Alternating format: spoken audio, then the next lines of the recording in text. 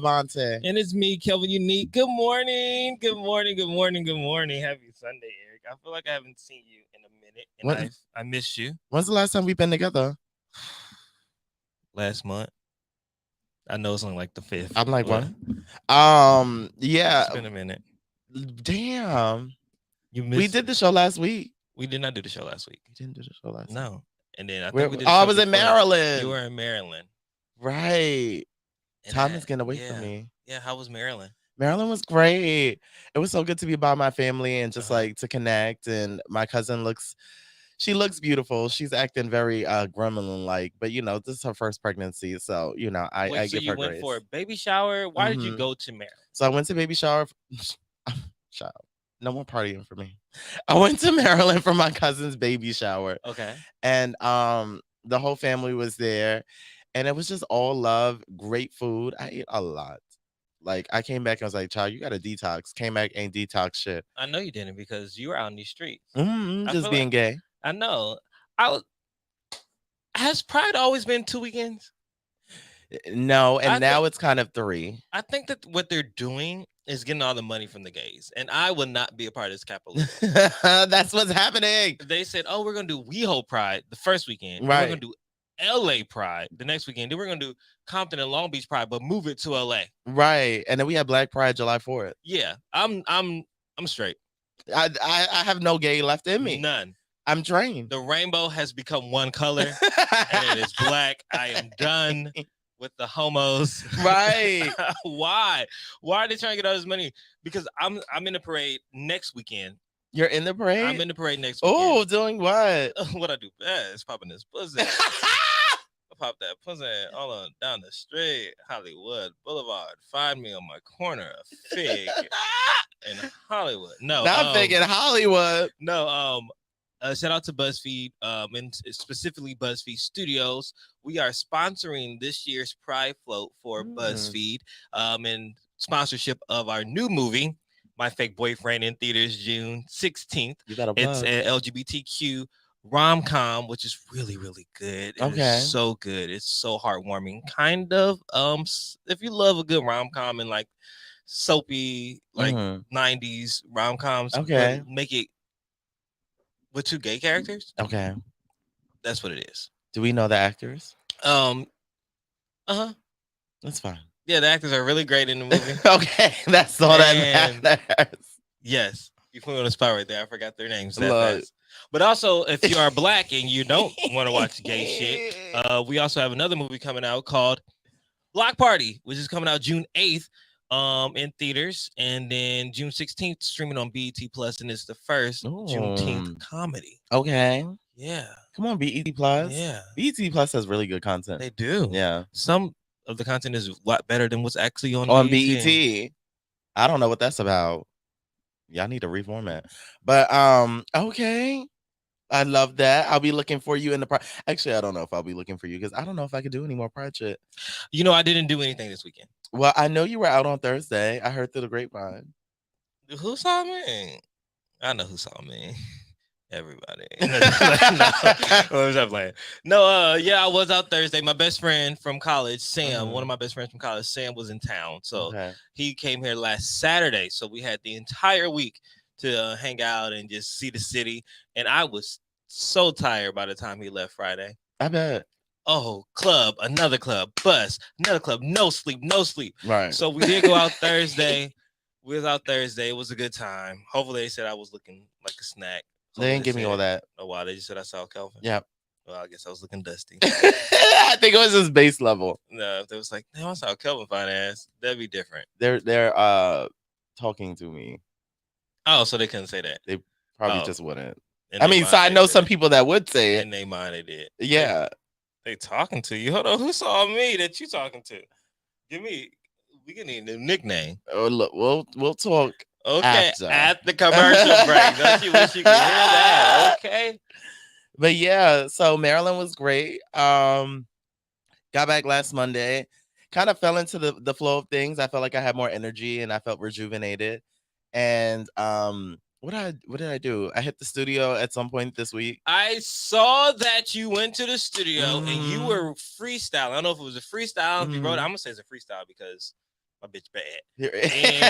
And it was over one of my favorite beats. Oh my God. Is that one of your favorite beats? It is one of my favorite old school beats. The Payback? Yeah. I love that instrumental. And he was in it. Thank you. Now, is that for a project? Is this for something top secret that's coming out later, or we just in there having fun? For me, I'm just working on. I want to do another mixtape until I can find. The goal is to be on my Santana in the sense of just creating a bunch of content to upload to SoundCloud, and then seeing how the public receives it.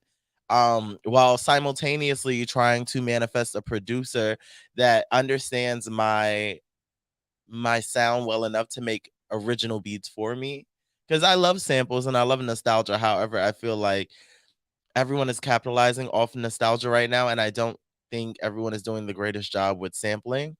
Yeah.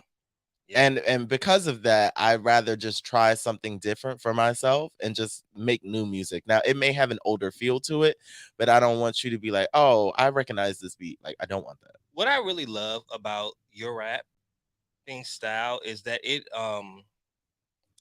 reminds me of when rap was just like gritty. Like it was about punchlines, and it's not so much about eat my pussy or about like I got all these guns and all these hoes, I got these drugs, but it's like, yo, it's like real bars, just real swaggy, like real gutter, like, ooh. Thank you. I don't know where your rap voice comes from. Because it's not my voice. It's not your voice. So I'm always like, who is this on the track?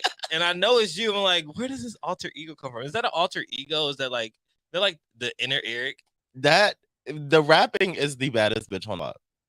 But like regular Eric, this is Eric right here. Like very, you know what it gives. I don't even have the words to describe it, but like that is the baddest bitch on the block is my Sasha Fierce. And then it's like, once I don't have to be, I guess, performative for lack of a better word, I go right back to Eric Devontae. Yeah. It's my happy place. I love that. So thank you. So I did some rapping. Like I said, Pride tried to deplete my pockets, but I did get to see Auntie Kim again, which was very exciting because she was on the Out Loud. Out Loud. It's not Outfest. Out Loud in WeHo, and that was amazing. And I think that's why my voice sounds like this. So maybe this will be my rap voice. You were rapping louder than Little Kim. I was. Now I was going to go to those festivities, but then I was like, I don't know. It's a lot of people. So when has that ever deterred you? It's a lot of people. I knew it was gonna be a real mixed crowd. You know, I think some people are spreaders.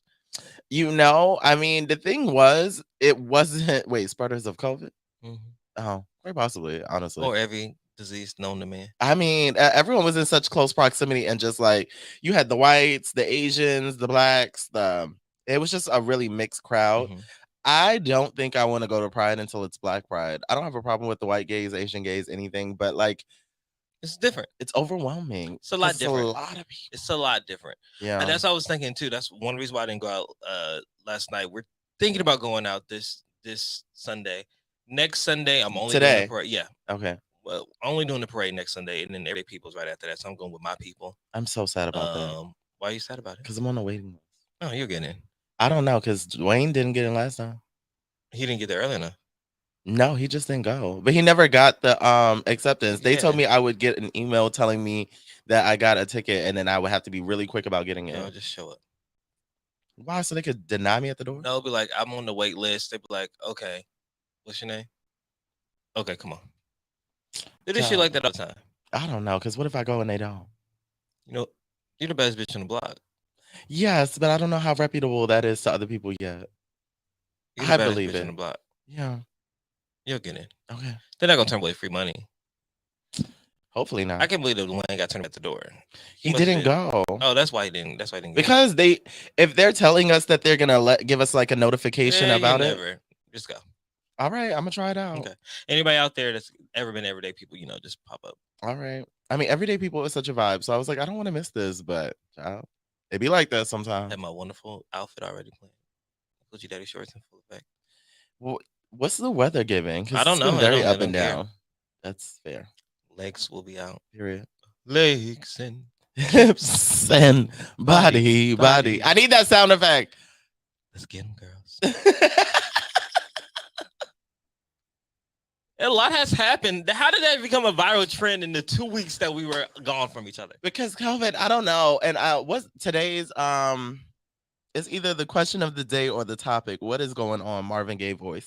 Because It's a lot going on. what the hell? A lot has happened since I last seen you. Yeah, like it's just the world is It crazy. is crazy. But yeah, as far as I go, that. What about you? How have you been? I've been good. I've been doing wonderfully well. Mhm. Like I said, one of my best friends from college, Sam, was in town. I have not seen or spent like time with Sam since maybe like homecoming 2019. So it was really good just to like sit there and just like be in good company. You know, when we all have those friends that when they come around, it's like you never missed a beat, Mhm. and that you feel like you're not trying to impress them, you're not trying to put on a show for them, you're not trying Right. to be anybody other than yourself. And that's what it was really good. It was the exchange of energy that I really needed. I love that. Genuine kindness, love that is always important in good friendships. So that was really cool. But Sam, you had me out in these streets. Out in these streets. I went to Heart. You know I don't like Heart. Oh yeah. You had me at Heart. Honestly, I need them to pick one name because I can't keep up. Rage, Heart, Legacy, all of these things, all one club. All one club. So we went there, and then I kept running into that boy. Nickname. Well, we called him Barney because he had that hat on. But I don't know if you know about Barney. Did I meet this one? I don't know. I probably didn't meet But it's this always one. awkward. It's really awkward. Like they ran to me. It's like, oh hey. It's like, are you drunk? I said, no. Why are you asking if I'm drunk? Because I'm greeting you. It's like, okay. Then somebody came and walked up to me and talked to me, and he snuck off awkwardly. And then like I seen some of his friends, and I said, "What's up to your friends?" Like, oh, and he comes over and looks and is like, then he storms off awkwardly, and then he calls me twice after the club, and then the next morning he says, "Like, it was good seeing you last night." How weird. I don't understand that. Weird. I don't understand that at all. Boys are weird. I mean, Another reason why after this month, I'm straight. I feel that. I'm going back, but that was cool. And then he had me at Classique on Thursday. I really do enjoy Classique, but I do find that I can't go to these things weekly because No. it is the same old. It is. Completely. Like it's the same people, Yeah. it's the same music. The DJ's actually pretty good, but I mean, it's not gonna stray, but so much. So like for me, it needs to be spaced out more. But I really do love Classique. Yeah. I And do. I'm debating on going to what's that thing called? Heart tonight. Because our friend Armand says his birthday weekend, so I know That he's going makes to be sense. he's going to be at that club. I don't even know what to call it tonight, and I'm like, Just pick one. and I heard there may be a special guest in the building. Oh my god! Name rhymes with Lardy. Really? Lardy D. Oh, child, what's that admission fee? Mm-hmm. I'm tired. Look, she may be in the building. Well, if she is, I would love to like see her, and I love me some Armand. But like after this weekend, I just don't. That's what I said. I was tired. So much. I was in the bed Friday. I literally got out the bed twice yesterday. Mm. Once to yell at Brian because I feel like he was having too much fun in his room, and I wanted to shut that shit down. I walked in and said, "There's too much fucking joy in here. Right. Shut that shit up. All that damn laughing." Right. Was he by himself? Mm-hmm. And then let that boy experience joy. No. This is an angry house. And then I got up to get my Postmates. What'd you order? Burger King. Relatable content. Mm-hmm. I wanted onion rings. and Burger King has the best onion rings. Yeah. In the world. Don't be ashamed. They gave me a headache afterwards. I was like, why did I eat that? All that damn grease. I know. Mm-hmm. That's what gave you the headache. I'm not used to it. The grease and the bread. And I lay right back down. So that was my Saturday. So today I have on my pride shirt. Trans rights are human rights. They are. And I plan on going to be gay for about 2 hours. Child. I mean, give it all you got. Just keep rising to the top. Y'all may not see me at night. I doubt I'm going to see you. I have these booty shorts on. I doubt I'm going to see you. But before we get into Bitch You Better Read, I actually had the pleasure of meeting Armand, and I'm so excited. I was so excited about it because at first I saw him. God made sure I connected with this man because I saw him walking past, but speed, because you know the gays be pumping. Yeah. So the speed in which we were walking past each other, I wasn't about to redirect because I would have broke my ankle. Not hit a dip. Right. Look, I was just like, keep walking. It's too much of a risk. And I was like, damn, but you know, we'll reconnect somehow. So I went to Trunks with Zeke, James, and Daniel.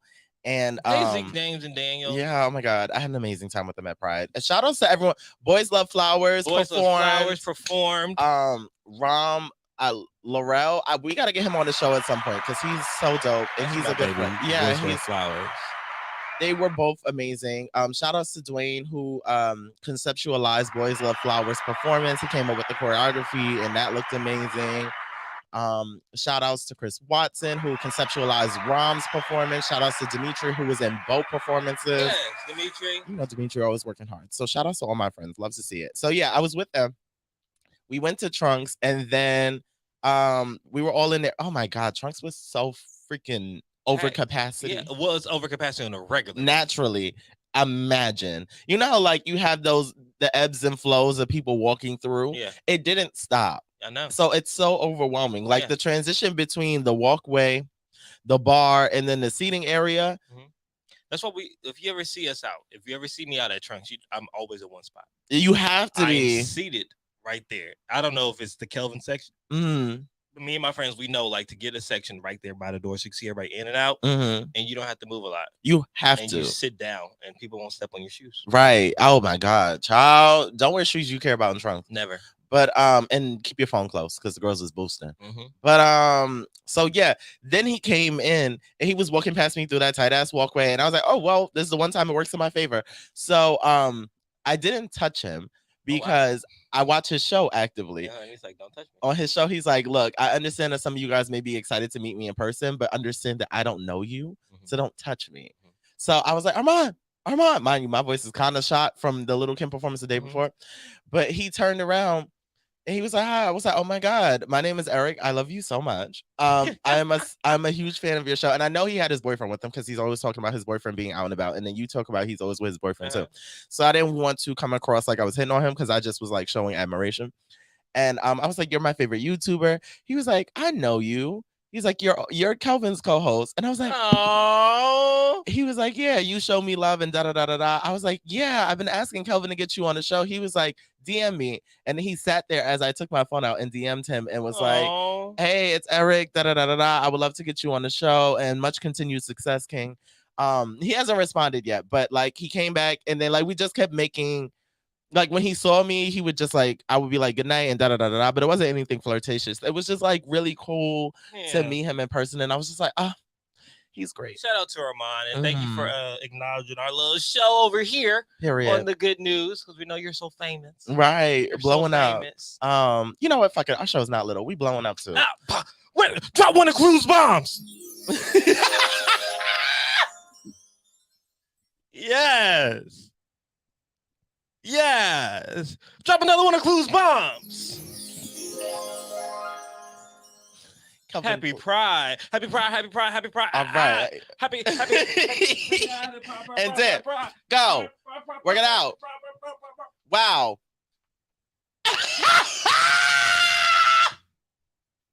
1, 2, 3, and hold that pose for me. Give me my tens. Give me my. Happy Pride. Happy Pride. I mean, y'all are not on StreamYard. This is why.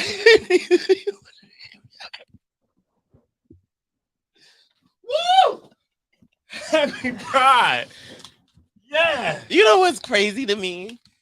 I feel like the outside reputation, if you don't know this show, is that I am the wild one. But I'm so far from being the wild one in this friendship. Like I'm always very like like just doing my own thing. Kelvin be wildin'. I do not. Oh my God. Oh, that was everything. Legendary, iconic. Yeah. Absolutely. How do I become legendary status? I think you have to consistently win categories in the ballroom scene. Okay. That's how you do it. That's easy. Just got to be out there. Okay. You bitches better watch your back. Period. Because it's over for you hoes. All 2022 and beyond. So, yeah. He had his Hoochie Daddy shorts on, too.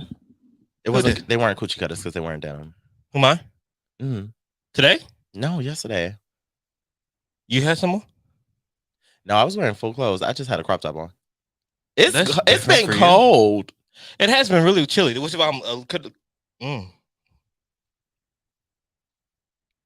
I couldn't get it out. I don't know what happened. Like my tongue got tongue tied. Like I just couldn't get it out. Which is why I'm concerned that I have on a little bit of hoochie daddies today. Yeah, because it's going to a little bit cold outside. But I figure if I'm in by 7, I'll be good. True. And then you'll change and go back to Legacy. Huh? I thought you said you were going. We'll see. All right. Pace yourself. If I go home, I'm not coming back out. Relatable. Only people that will get me back out. I'm not gonna say that because they may call and get me back out. So I'm not gonna jinx it. But there's like 4 people that can get me back out. I know exactly who they are. The talls. Followed by a short. That's the only ones that will get me out. The talls or the shorts. Oh my God. I'll tell you on commercial break because I don't even know his name. But we have a lot to talk about during commercials. It's nothing romantic. You guys but I don't are so jealous that you can't hear commercial breaks. Let's get into bitch. You better read for the last 5 minutes. Okay, let's get it. Ladies and gentlemen, it's time for bitch. You better read. What's my favorite word? Okay, number one. Number one. So this week's number one, I have 2 bitch. You better reads open. One from last week, and I mean one from 2 weeks ago, and then one from today. So. They just want to give a little intro. That's yeah, all. I was like, all right. I ain't never had that part. Right, the hell? Amanda Seales reacts to The Real snubbing her in a farewell episode, saying they can absolutely go fuck themselves with a chainsaw. Yes, they should.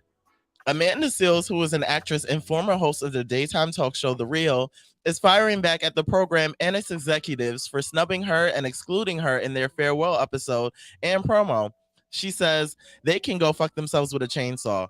It says go duck themselves with a chainsaw, but I'm like, I don't know if they just can't say fuck themselves. I don't really see Amanda Seales saying go duck yourself, but it's definitely they typed this on their iPhone.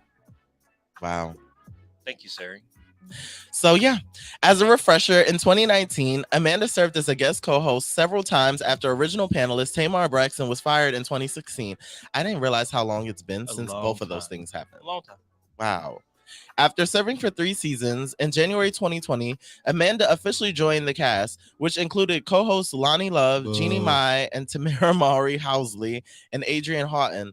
In August 2020, Amanda decided not to renew her contract for another 6 months. While revealing why she left the show, Amanda said, "It felt like betrayal to my people."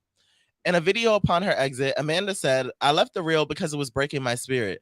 I was being asked to not talk about certain things that felt like a betrayal to my people. And on top of that, I didn't want to be somewhere that I felt like people weren't being honest with me and where people felt scared of me because of my Black womanness." Amanda went on to recall one of her experiences on the show where she felt upset when a white female producer was assigned with helping her develop a smart, funny, and Black segment for the show. The segment is a game Amanda created, which tests the knowledge of its contestants, seeing how well they know Black popular culture based on the show of the same name. Amanda explained in her video, "I did a smart, funny, and Black game on The Real, and I was so excited to get to play my smart and funny Black game on The Real." That's redundant. They assigned it to the one white woman producer, but we have 3 Black women producers and 1 Black guy producer. And I was like, "Why are you producing this?" And she was like, so and so assigned it to me. And I said, "But why would you be producing this? You're a white woman. You don't understand what we're going to be talking about. It's like if we're doing a segment on the Sabbath dinner and she was the one Jewish person on the staff, she would be in charge of that segment because she has the most expertise on that. I couldn't stay in a place like that." In April 2022, it was learned that The Real was being canceled after 8 seasons on air. So during their farewell promo released this week, photos of all the hosts, including Tamar Braxton and latest co-host Garcelle, how do you say Bavo? Bavo were shown except for Amanda. So rightfully, she took to Twitter and fired back after the snubbing.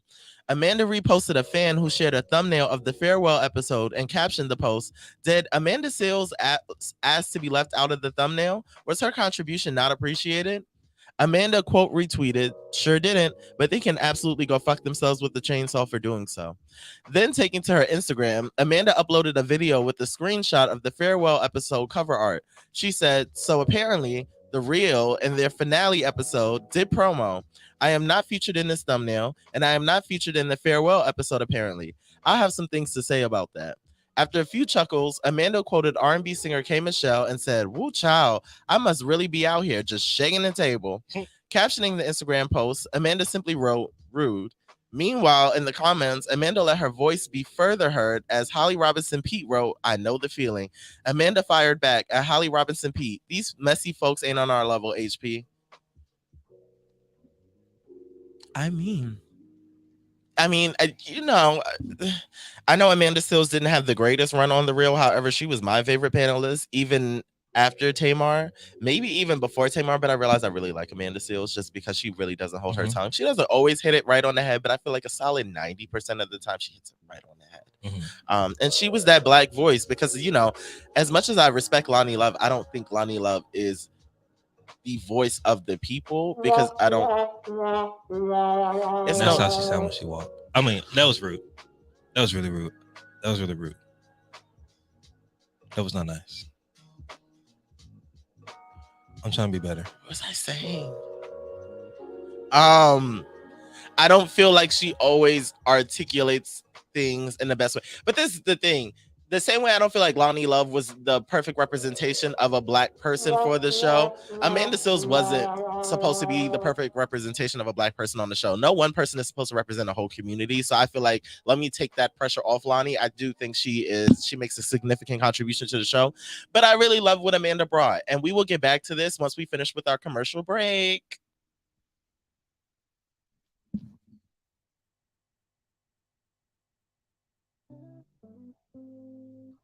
Once we finish with our commercial break. Hey, Jackie, what's wrong? I'm over here running around trying to tell everybody about the Podcast Pit. What's the Podcast Pit? I'm glad you asked. The Podcast Pit is an event where you will find some of your favorite podcasts performing in front of a live audience. Will there be food and drinks there? Of course there will be. It's at Joxer Dailies in Culver City. They have a full bar and a full menu. Hey, I might need to tell people about this as well. Yes, come with me. Let's tell them. The Podcast Pit is coming. The Podcast Pit is coming. Hey, what's up, business owners? Are you looking to take your business a step forward? Are you looking for more people to know what you have to offer? You are in luck. The Good News Radio has a special deal for you right now. You can get a commercial slot 4 times a day, every day for a month. If you are interested, email contact@tgnradio.net for more information. Manuel Jones, also known as Zach, the original Black Ranger. Hey, and make sure you're checking out TGN Radio. Hey. Peace, family, brother Reezus. I'm here. You already know I'm checking in with TGN Radio, black owned. So you already know that's where I'm at. Tap in. Fee Fi. Fum. You already know what that means. We're live from the den. Devontae Green, proud founder and CEO of the Giants Den, also co-host Live from the Den. Yes, indeed. Danny Crumble, co-founder of the Giants Den, also co-host from Live from the Den. Excited to engage in these conversations. Yes, leadership, self-improvement, real conversations that black men have or need to be having. Tune in Monday nights, 7:30. TGN Talk. And it's only one way to end this powerfully. 1, 2, 3. Salute. What's up? It's your girl Kirsten and Moni, and we are Never Not Extra. Be sure to check us out every Tuesday live at 8:30 p.m. Pacific Standard Time, only on the Good News Radio app. And if you didn't know, now you know. Are you single and ready to mingle? Well, you may not be, but now here's your chance to purchase an all-new 30-day journal, Single and Not Quite Ready to Mingle, a 30-day journal to make the most of your single season. It's by me, Chanel, co-host of Brunch with Besties show. You can purchase your journal right now on Amazon by typing in Single and Not Quite Ready to Mingle. Now is the time to do the work. I'm rooting for you. Go ahead and purchase your journal now. Single and Not Quite Ready to Mingle, a 30-day journal to make the most of your single season. Are you ready? What's up, ladies and gentlemen? This is Alex Himes from Courtside Radio. We love to have you tuning in every Monday and Thursday at 6:30 p.m. right here on the Good News Radio Network. Don't forget to tune in every week, people. We'll see you then. Hey there, business owners. Don't miss our limited time. I am muted. There we go. And we are back. And we were talking about But Amanda Seals being left off Bad and Bougie. Yes. She was left off Bad and Bougie. What are your thoughts on this? I think that Amanda Seals' time on the Real, although it was short, was really important because it was a point in America that we were finally realizing, for lack of better words, that Black Lives Matter. And her voice was literally one of the only and the strongest voice of the movement on daytime television. Yes, we had Cheryl Underwood on the talk trying to, but she was not really our voice. She still had corporate America on her back that couldn't really, so she really couldn't go there. She's not as forceful. No, she's not. But we had Amanda Seals on the show called The Real. They're talking about real topics. And why else would they get someone, if they look at her Instagram page, if they know her history, they know that if she's going to have a talk show, these are the things that she's going to talk about. So why would they try to mute her voice in that? And I also feel like they're trying to erase that part of their history on that show. Which, if anything, I'm surprised they put Tamar on there and not put Amanda on there. That's like The View doing a full recap of all the things they did and not inviting Megan. Even though Megan was a headache to everybody, she's still a very integral part of the show. I think because, I mean, I didn't pay super close attention when it was Tamar, but I don't know Tamar to be like a social justice type of radical. But if you know how Tamar left and the messiness of how it all was, they're saying that she was uncooperative. She got in fights with Lonnie. They tried to blame her husband and her for moving things around and said she didn't want to do shows. She stayed, locked herself in the dressing room and all the other stuff. So if she had all these other problems and caused a lot of friction and quit the show, or said she got fired by Lonnie, why would she still be there and not put Amanda on there? You have to think about the overall agenda. Do we care that you are a drama queen, for lack of a better word, or do we care that you are promoting your radical views and pro-blackness on daytime talk show? The show, why would you put me on a football sports show, knowing that I'm gay as fuck and I don't know anything about sports, and then get mad? Not a misconception during Pride. Okay, I talked to many men that I know. I know who's in this. I know who's in the finals. You know who's in the finals? The Warriors and the Celtics. The Celtics are up by 1. Make sure you watch the game too. That's not football. That's basketball. It's basketball. I know what's going on. Oh, because you. Well, finals. Footballs don't have finals. It's the Super Bowl, baby. Okay, so Happy Pride. So I say all that to say, don't put me on the show. You know how I'm going to react and what I'm going to think about these things, and then get mad when I do those things. Yeah, it's true. So I don't know. I mean, Amanda's gonna be fine anyway. We saw she had her whole run on Insecure. She's always gonna make sure she's good. She has her own platform. She's still doing stand up. Smart, funny, and black. Like, she's gonna be fine. But it is what it is. I don't expect much from The Real, or daytime talk TV. No. Number two. Oh, Calvin, not your story being a part of it. You better read. A Florida man crashes head on into a FedEx truck while receiving oral sex. Actually, let me repeat that. That's not your story. That's not what. What's what in here? I don't know what. I don't think that's what. An unidentified Florida man is going viral after social media learned about him receiving oral sex while driving, which ultimately led to a head-on, pun fully intended, crash with a FedEx truck. Local police in Fort Lauderdale reported that on Thursday night, June 2nd, just before 7 p.m., the unidentified man and his female companion were driving and decided to both get partially naked as the woman geared up to give the male some good old fellatio. However, things quickly turned nearly fatal after the man became too distracted behind the wheel, causing him to smash his mid-sized SUV directly into a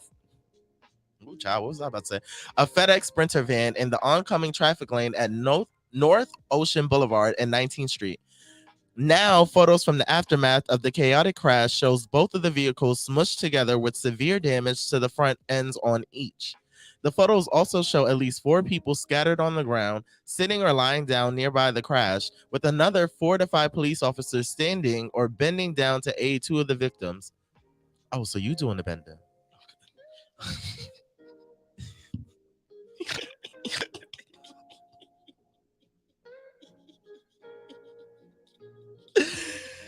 Fort Lauderdale fire rescue officials said that the driver of the SUV sustained an unspecified injury to his groin area due to the circumstances of the crash. According to the Daily Mail, the driver's penis. That's what she said. Look, the driver's penis was nearly bitten off, presumably due to the impact of the crash, causing his female counterpart to bite down. Oh my God.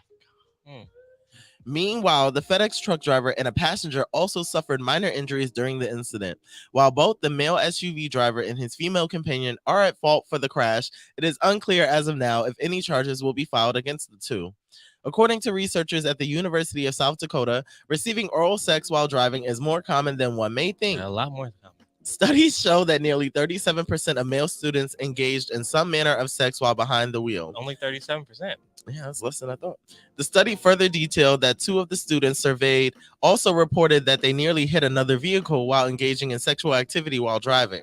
Meanwhile, a third of respondents reported that drivers were speeding as they received fellatio or engaging in other sexual acts, and 11% reported that they even let go of the steering wheel during. Oh, wow. The girls is really giving it up filthy. Furthermore, a similar scenario made headlines in November 2021. Another Florida couple were engaging in oral sex in the back of a cop car, and the woman yelled out, "Fuck 5-0" during the recorded sexual session. Oh, wow. Talk about a climax. Okay. I don't have any thoughts on this. This is just wild. What do you think? I don't know if I commend the lady or if we should reprimand her. Because, one, first off, how we get the term head? I was just thinking about that. Where did that come from? Probably because usually you have, like, bobbing your head. Why don't you say mouth, throat? I mean, throat is a thing. Give me some of that throat. Necky Yeah. is a thing. Yeah. It's just weird. Head is a thing. Fellatio. Slang is weird. Because what is fellatio? What is fellatio? That's the technical term. I know, but like, what is that? Because head seems like it makes more sense. Yeah, because we're ghetto. Fellatio probably sounded so dirty back in the day. Can I have some fellatio? Can I have some of that if fellatio? It just sounds nasty. It doesn't sound nasty in the good sense. It just sounds like ill. Technical. Yeah, I don't like it. If a man asked you to give him fellatio, would you? If it was like, hey, hold on, let me put him on. Hey, what up, Eric? What you want? What do you want? Shit, you know what I'm trying to get. I'm trying to get some of that fellatio, baby. Come over here and give me some fellatio. It would take me out the mood for a second. He better be fine. It would take me out the mood because now I'm sitting there like, fellatio. Imagine reading that in a text. Fellatio. Right, like, who are you? Right, nigga, what? Bill Clinton? No, but I don't know. If her head was that good that it made you crash, is that bragging points? Do you get to brag on that? Like when you like in the group chat, like, girl, guess where I'm at? Jail, girl. But guess what? I was getting this man some head. He swerved and hit a whole damn FedEx truck. Girl, packages everywhere. And I'm not talking about the one that was in my mouth. Like, how do you do that? I mean, she also almost bit it off. She almost bit it off. So, no teeth. It probably just reads as, girl, that was dumb. Yeah. Just because of how it ended. Had it just been successful, then it's bragging points. But because you almost bit it off and y'all got into a crash, a head-on collision with a FedEx truck, it's kind of like, girl. Yeah. Question, personal question that probably your mom's not going to be able to answer. I've never. Okay. Have you? I'm not opposed to it, but after reading this story, I think I am now. Because I don't want to throw the driver off. I don't want that situation. Because think about the positioning of it. Head-on crash. If you're right there and he's like, because you know the space between the driver's seat and the steering wheel. So like the impact of your head hitting the steering wheel could actually kill you. Yeah. Depending on what car it is. Depending on the car. Yeah, if it's a Hummer, you have more space. But if it's like a Nissan Versa, it's maybe a little more. Good luck. Yeah. Good luck. Yeah. Pick your battles wisely. Yeah, pick and choose. And what streets you're on. Right. Right. Yeah, what time of day? If you're stuck in traffic on a highway, I've actually seen multiple times in LA, people engage in traffic. I'm not mad at that. I have. I don't know if because I'm nosy, I'm looking at people's cars all the time. Very nosy. That's what it is. I always wonder what they listen to or where they're going. Think about all these things. I only think about what they're listening to if I see them like nodding their head. No, even if they're not nodding their head, they just like driving. I'm like, they look a little boring. What song's on? If anything, Eric Clapton. Oh God, what a choice! Yeah. Number 3. 50 Cent says Madonna needs to chill out. Number 4. I don't know, man. I actually kind of want to get into this. Not that there's much to get into. Okay. 50 Cent says Madonna needs to chill out after she posted her covered privates. Child, 50 Cent doesn't discriminate with the shade. Anybody could be on his roasting block for anything at any time. And his latest target is nobody new to his little jokey jokes. On Saturday, 50 Cent grabbed one of Madonna's recent photos and trolled her pose and fashion choice. I hope she didn't make her kids take this picture, 50 Cent wrote. Oh, no. LOL, at 63, somebody tell her to chill out, please. And the picture posted, Madonna sat with her legs open to the camera, a hunchback, and wearing large black sunglasses. Her blonde hair sat in two thin, long hanging plaits. Oh, she did have braids. Why would they put too thin? Why would they put too thin? I'm realizing now that the brand of blogs is to be shady with the commentary, because it wasn't always like this. And now everyone is doing that. She wore a Versace garment paired with thigh-high black stockings and shiny black Mary Jane heels. Oh, I'm disgusted. Madonna adorned her neck with layers of diamonds and glossed her pumped-up lips with a rosy pink shade. Those eyeglasses she wore inspired 50 Cent's comparison photos. The Power series executive producer included 3 headshots of aliens with large black eyeballs. 50 Cent tossed Madonna into his roasting pit just months after he apologized for doing the exact same thing. Back then, the rapper reposted a photo Madonna shared of half of her body under a bed with her booty sticking out. Her bare cheeks were hardly covered by fishnet leggings and thong-like bottoms. Madonna topped off her risque look with some classic red bottoms. Yo, this is the funniest shit, LOL. That's Madonna under the bed trying to do like a virgin at 63. She shot out. If she don't get her old ass up, LMFAO 50 wrote. Madonna didn't let the joke fly over her head. Instead, the pop icon fired back by calling 50 Cent out with a throwback photo of them cheesing it up. Here's 50 Cent pretending to be my friend. Now you have decided to talk smack about me. I guess your new career is to talk smack about me. I haven't heard that in so long. I guess your new career is getting attention by trying to humiliate others on social media. The least elevated choice you can make as an artist and an adult. You're just jealous you won't look as good as me or have as much fun as me when you're my age. He later reposted her comments and apologized. 50 wrote, I'm sorry. I did not intend to hurt your feelings. I don't benefit from this in any way.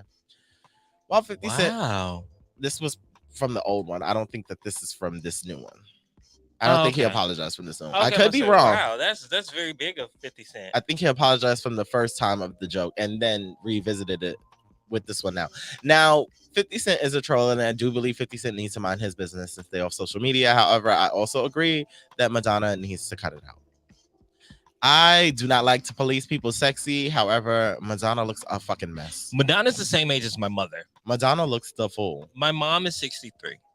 If Tawanda was on the internet, oh my God, busting it wide open, oh my God, we will have an emergency family meeting, and I will send her away to the home.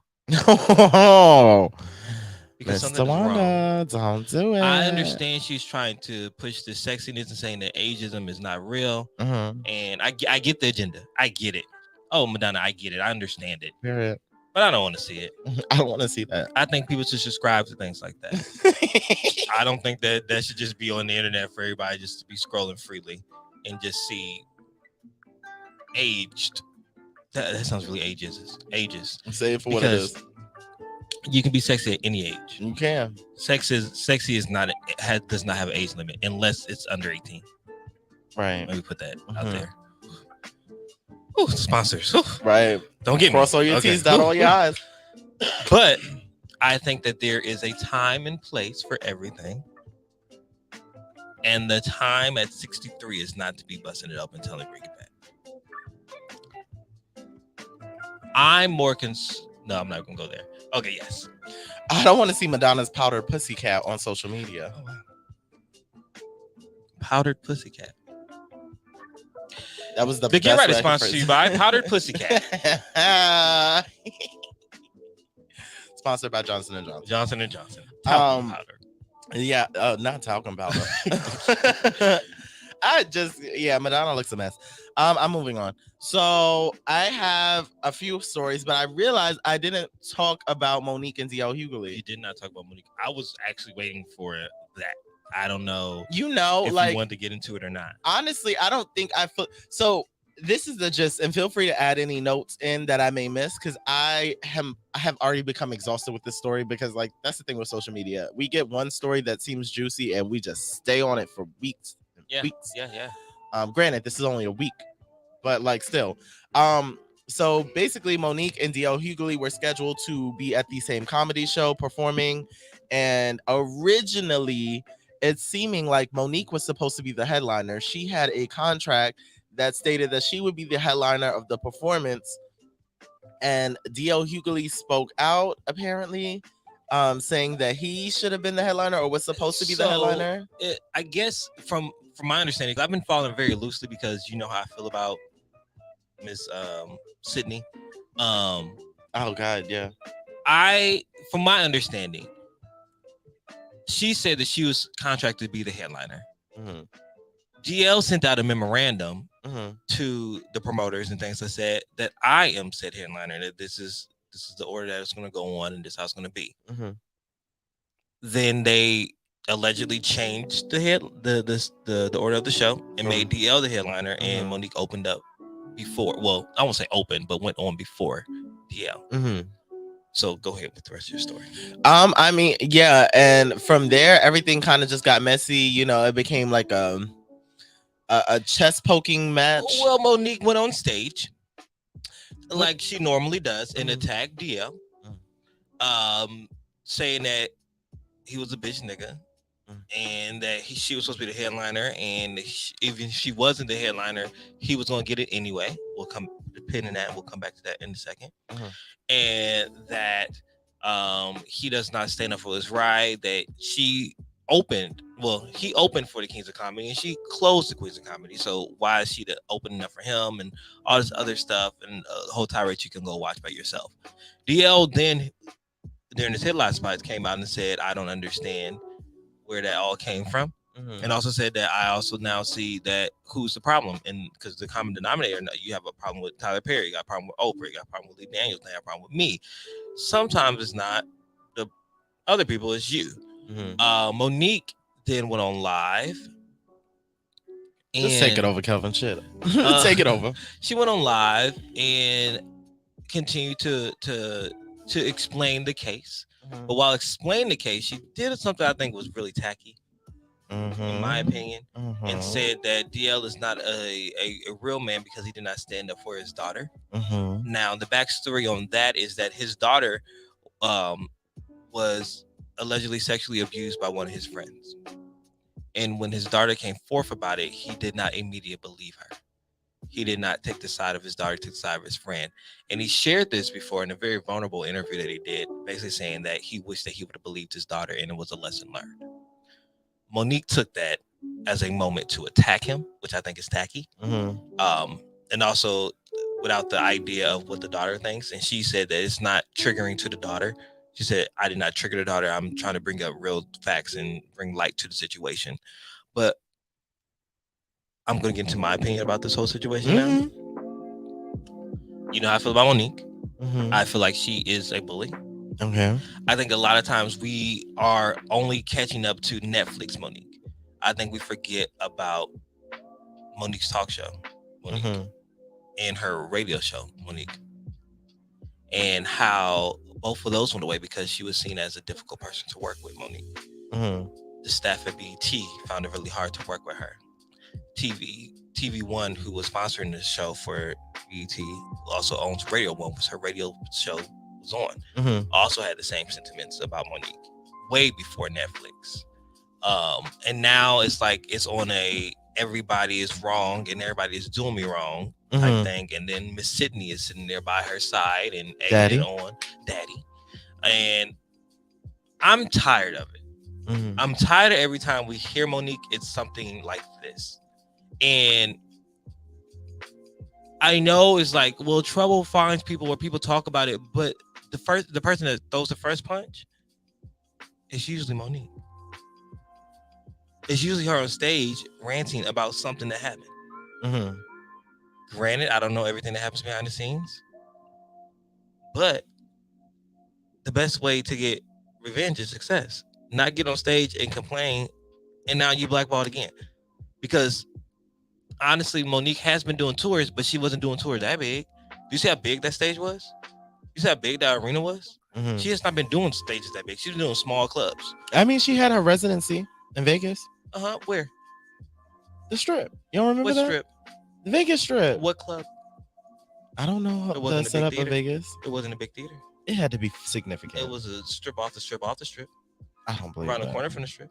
Up the street from the I strip. think you're dragging her now. Chicken strip. It wasn't the strip. So when you get an opportunity like that and you get on that stage and you bash somebody who probably fought for you to get on that ticket, because we don't know what happened behind the scenes. Mm-hmm. And now here we are. So I say all this to say, Monique, Sugar, I love us for real. But you have got to stop playing the victim. Even if you are the victim, it's getting tired. Prove it with your success. 50 finally put you back on to BMF. Let that art speak for itself. You finally got this new movie with Lee Daniels. Mm-hmm. Let that speak for itself. I don't want to hear you rant and rave about anything because it's cheapening your brand. It is making you less credible. If every time we turn around, there's someone has a problem, and the problem is you. I'm tired of it. I just want to go to the movie theater and I want to enjoy you. I want to go to the comedy club and I want to enjoy you. I go to shows to escape the drama. Don't bring me in your drama. It is 20 and 22. There has been 4 mass shootings since me and Eric sat down last week, 2 weeks ago. Ciao. And we are over here complaining about who's opening up for who. Did your check clear? Did you get paid? Why the fuck does it matter? Why does it matter? If it mattered that much, go on tour by yourself. So you don't have to worry about who's headlining for anybody. You and DL do a on the run tour. He say a few jokes, go back and change his outfit while you come out and say a few jokes. Then you dance on off and you come back and y'all do something. If that's what you want, then do that. Mm-hmm. But don't sit here and argue about who's opening up for who. It's not a pissing match. We don't care whose dick is bigger. Right. They went just to go see a comedy show, have a good time. Take us out the group chat. Take me out the group chat, Monique. Period. I love us for real. For me, that was great. Thank you. For me, I'm pretty sure DL didn't get her on the ticket because if she was supposed to be the headliner, that would mean Allegedly. she was probably. I mean, she had Where's she the showed one- the proof. We need allegedly, buddy. She showed the proof. She did. So, and to be honest, Daddy I don't noted. think DL should be headlining a comedy show with Tim and Monique. Like, I'm pretty sure most people are going to see Monique. No shade. Yeah. Ulti. I agree. Yeah, so for me personally, I thought I was with Monique up until the comments about the daughter. Like, how you choose to handle your stand-up set, that's on you. I don't think DL needed to take it upon himself to, poke his chest out and be like, I should be the headliner. Because like, DL, I haven't been following you, but unless it's like a Vlad interview or something like that, you're not that active. So I'm not really coming to a show to see you. So humble yourself. And I think knowing the place that Monique is coming from with just opportunities being pulled from her, I think like that didn't add much positivity to the situation. But in regards to what Monique said about his daughter, I thought that was tacky. I thought it was tasteless. I was like, Monique, you could do so much better than this. And you're the same person that was hosting Charm School, trying to teach girls how to be women, ladies. And this is what you do. And then like to double down on it and then say that you're not bringing up this young girl's trauma because the trauma has already been cemented. You just want to address it so that way it never happens again. It's like, Monique, cut the shit. You dead wrong. Yeah. You wrong for that. So I thought it was a tasteless moment. At this point, this goes back to my earlier understanding of don't be so quick to side with these celebrities just because we don't know them as people at all. So it's like, for me, I've been very much on the side of, Monique is like I love Monique. I'm standing with her, but I don't know Monique. Yeah. I don't know her practices. I don't know how she is as a person. I don't know what she says behind closed doors. So at the end of the day, I can no longer root for anyone in this situation. But what I will say is that Monique, that was so ugly and disgusting. And just like, if that's who you are as a person, then child, you got some work to do. And that man that she keeps with her is 2 steps away from Kendu, if not 1. He may not be robbing you blind that we're seeing right now, but child, in regards to putting the battery in your back, because he just be sitting up there parlay. Yeah. Like, just with her, like, yeah, this is my woman. I'm gonna stand beside her. And I know he's feeding her shit in her ear. You know he is. And I'm just like, Monique, this is not a good look for you. And at this point, I don't know what's to come of her Hollywood career. She just had that amazing interview with T.S. Madison. She was able to rekindle with Lee Daniels, but it's just like, she's an Oscar Award winner. Act like it. I mean, I don't imagine if Jane Judi Dench was doing this. She probably had her own dirt. Imagine if Meryl Streep, Barbara Streisand, Sydney, let's, because there's not been a lot of black women that have won. So let's bring it back to black women. What if Halle Berry is out here doing like this? Jennifer Hudson, Angela Bassett doesn't have one. I thought we just listened to black women. Oh, imagine Angela Bassett was doing stuff like this. You're acting like your friend Jada. Child. Oh, don't act like that. It's okay. She's still on everyone's shit list. I'm tired of seeing the driest apology. I'm tired. The driest apology. These tired. 2 incredible men can talk it out, but still, I stand by my husband. Stand by your husband. Say he smacked that nigga because he smacked that nigga, and he's supposed to smack that nigga because that nigga talked about me. That's what the fuck you're supposed to say, Jada. You from motherfucking where? Baltimore. If she would have said that, the girls would have went up. But she keeps trying to do this elevate. You know what the worst type of people are? People who act like they are so fucking evolved. Evolved into what? A commercial break, because that's what we're heading into. That's exactly what we're going. We're back with more. Get right after this. Evolved into what? A commercial break, because that's what we're heading into. That's exactly what we're going. We're back with more. Get right after this. Woolsey, it's Deshaun Showtime Watkins, and you can tune in to Compton Mania Monday nights, 9 o'clock on TGN. Woolsey, only on TGN Sports.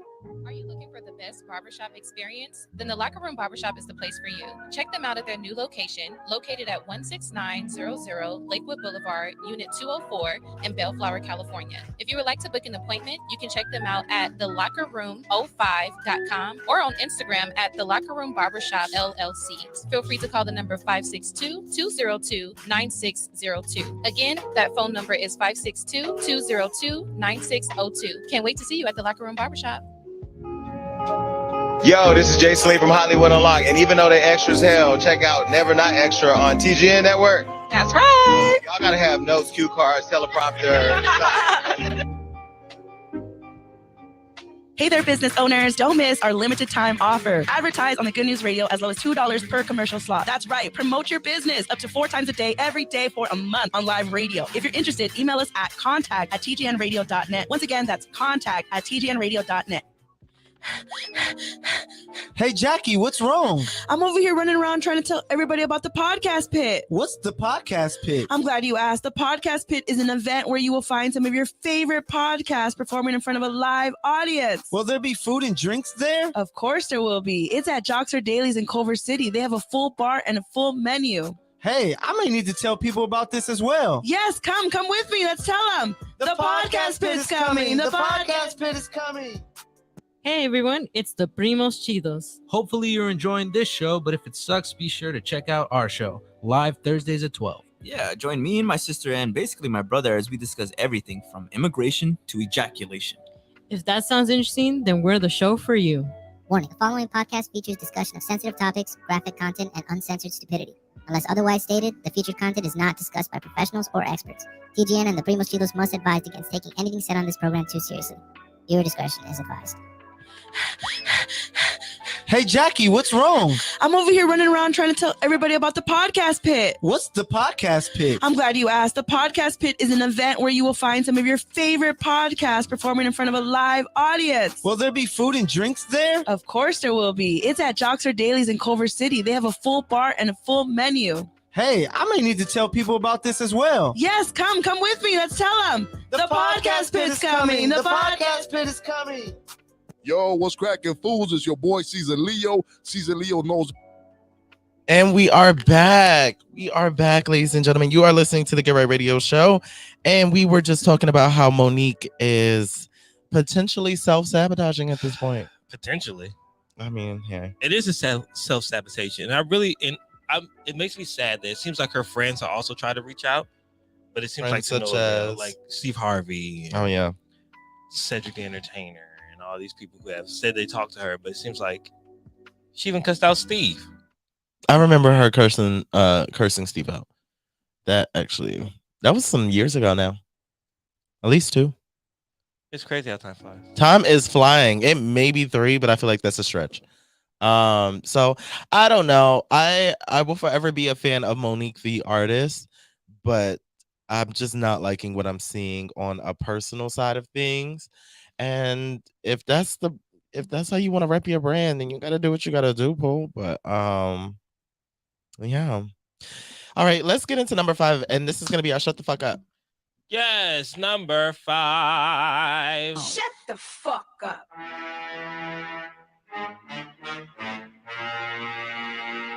So initially, it was supposed to be something that is just ignorant and like prejudice, but I get tired of talking about that, so I'm actually going to swap 4 and 5.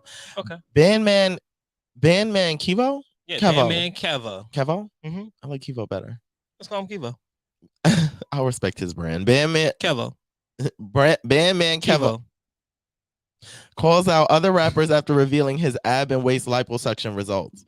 Chicago rapper Bandman Kevo is going viral again, but this time it's for his recent ab and waist liposuction surgery. The rapper hopped online and showed off his new results, and while doing so, he proceeded to call out other rappers who haven't been as transparent. Call them out. While the biggest craze among celebrities and social media influencers, including women receiving lipo, Brazilian butt lifts, also known as BBLs, and breast implants, Kevo sheds light on another surgery fad that includes fat and skin removal and etched abs. Taking to his Instagram, Kevo uploaded a post to his feed showing off his before and after results. His before shows the doctor's marks around his belly, detailing where his new abs will be seen. In the after, the rapper shows off his new ripped bod. In his caption, Kevo tries to beat the haters to the punch by admitting that he in fact did work out and hard, but he just couldn't shed his stubborn belly. So he made an appointment with the surgeon, went under the knife, and got the body he wanted. Captioning the post, Kevo said, "I was working out hard and still couldn't lose my stomach. So I went to InstaFam. I was 208. Wait, is that it? So I went to add InstaFam, I guess. I was 284 pounds. Now I'm 220 pounds. But you have to still work out hard. And most rappers ain't going to tell you the sauce. If your lady need her body done, I might pay for hers and yours too." In his comment section, Kevo goes on to respond to fans about his new body. Fellow Chicago rapper 600 Breezy told Kevo, "On what? You got a BBL? What? On what? You got a BBL phone him? Phone him? Phone him. I guess that's Chicago terms." Responding, Kevo said, "At 600 Breezy, some months back, I said, fix all this shit, gang. I can't be out here bad body." Okay. One user simply commented, "Yo, what the hell?" Kevo responded with a crying, laughing emoji, and the user said, "At Bandman Kevo, ain't nothing wrong with it. At least you telling the truth." Kevo replied, "Fam, yeah, these other rappers ain't gonna say nothing." Meanwhile, another user, clearly in disbelief, said, "Boy, ain't no way." Kevo responded, "You don't need it. I was 284. Now I'm 220. Kevo also uploaded several you fucking bitches. I just know because if you say Kevo and I say Kevo, we're both right. I mean, yeah, it's open for interpretation, I guess. So we gotta stay right. Kevo also uploaded several videos to his Instagram story, further showing off his new body and detailing how he also has to work out after the surgery to upkeep the surgery. He also said that at first he wasn't going under the knife, but his rich friends talked about the surgery being an option, so he opted in. the reason why I made this the shut the fuck up is not because of Kevo. But because this belief that certain things are for certain genders really grinds my gears. I just think it's ignorant. I think it's dated. I think it's closed-minded, and I think it's just incorrect. Plastic surgery does not solely belong to women. I don't know who gave you guys that idea. Just because women are the biggest culprits of getting plastic surgery. Because women are the most open about women are the most. Oh, you're probably right. Yeah, women are the most open about getting plastic surgery. It does not make it a women-based procedure. Everyone is entitled to feel good about the way that they look, and I need you guys to stop shaming men because they want to do things that like equate to self-care. I was also going through the comments today. Rest in peace, Trouble, because apparently he was murdered today, or maybe like yesterday. And I was going through his page just to see when the last time he posted, and then one of his posts was something about like men wearing hoochie daddy shorts and painting their nails and hookah and this and this and this, and he's like, y'all taking everything from the women. And then there was this one woman under there. No, there was this woman under there, and she was just like, yeah, like the hookah, the nails, the pedicures, all this, the crossbody bags, the man heels, and all this stuff. Like, damn, can we have anything to ourselves? And I was like, I didn't comment because the post was made 5 days ago, and I was like, the first thing she's gonna say is, "Bitch, you're mad late," and I hate when people clock me. So, but I did want to be like, you sound ignorant as fuck. First off, hookah was not made for with women in mind at all. I'm like, first off, this Middle Eastern thing, women have no right in the Middle East. They don't even smoke hookah in the Middle East, let alone go outside by themselves, ma'am. No shade to them because that's really sad. They never said patashisha. They never said that. They never said that. No, never. What did you say? Patashisha. Never have they said that. So for you to think hookah was made with women in mind, sweetie, shut up. Shut the fuck up. It's pride. Rock to the dot. Ow, get boom.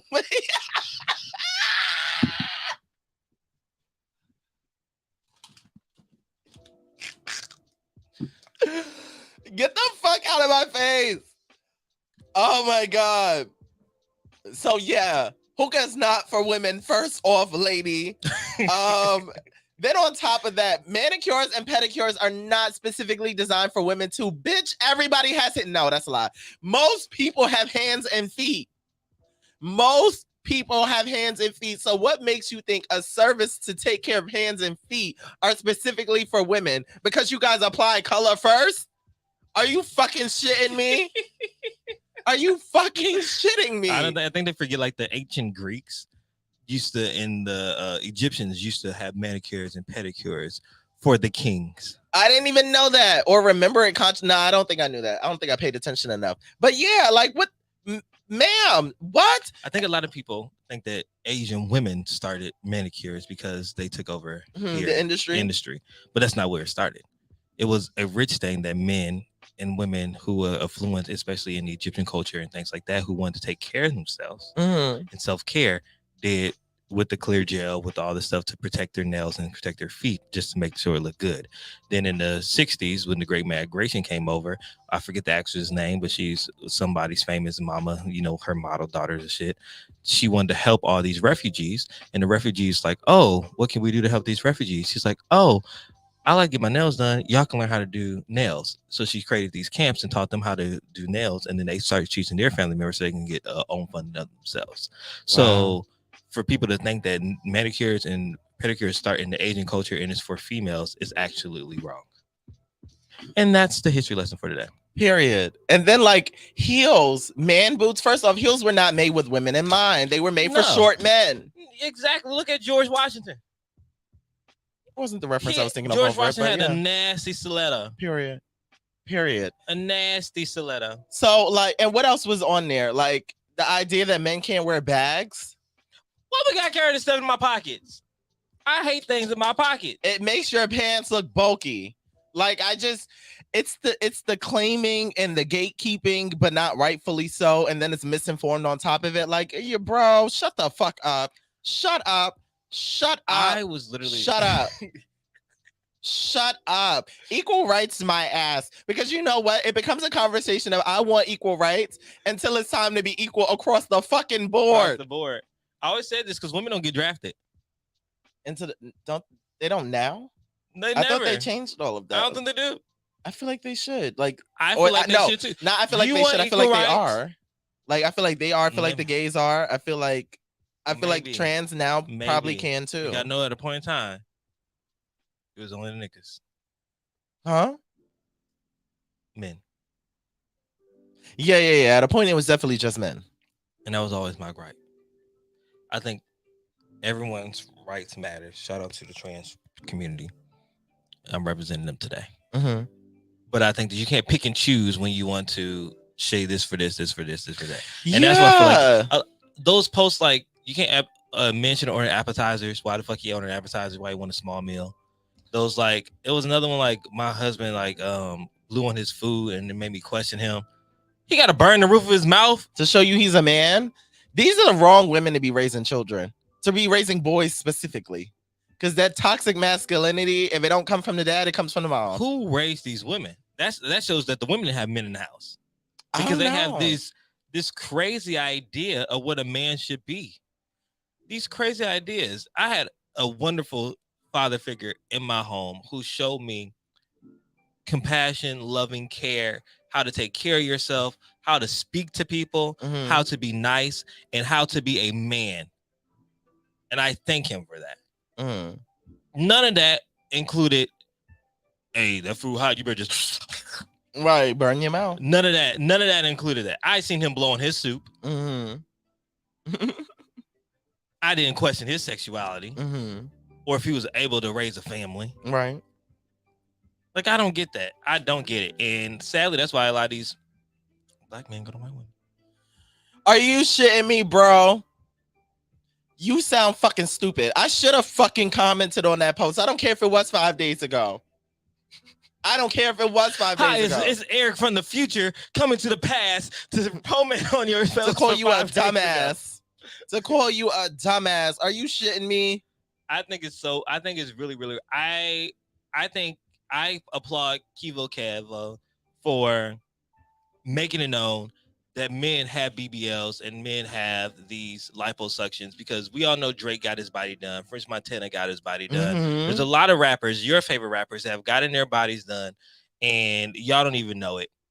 And there's nothing wrong with that. If you feel confident in what you want to do, and if it makes you feel good and it's not harming anybody else or yourself, please go and do it. If you feel like you want to get loose, get rid of that little tummy tuck, get you a fucking tummy tuck. Period. There's nothing wrong with that. It's self-improvement, and I just need everyone to stop gatekeeping shit that does not belong to them. Because I'm sure men do it too, but I don't have colonoscopies.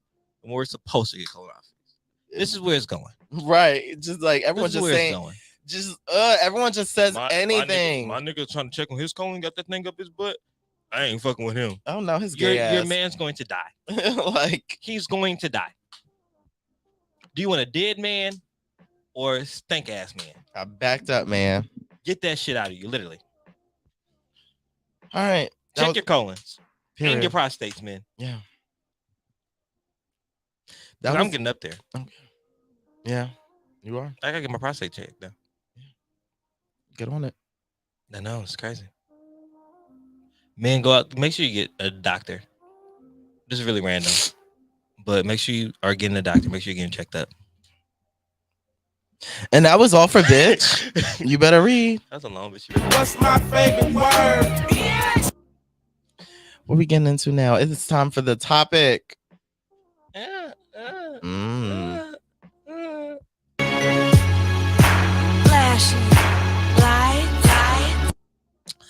What's today's topic, Kelvin? Today's topic is, how gay are you? Oh, wow. How gay are you, Eric? It's Pride. Let's just talk about gay shit. How gay are you? Is there a scale? I don't know. From Ricky Martin to Rosie O'Donnell? Yeah, or I would say from Lakeith Snap. No, he's not getting. Let me stop. That's not nice because that goes against everything we just talked about, and he's not gay. I know that. Do you? I do know that.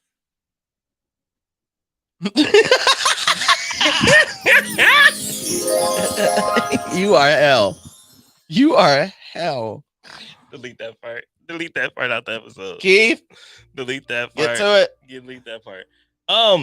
No, I just feel like first off, happy Pride to all the people in the alphabet group, including our allies.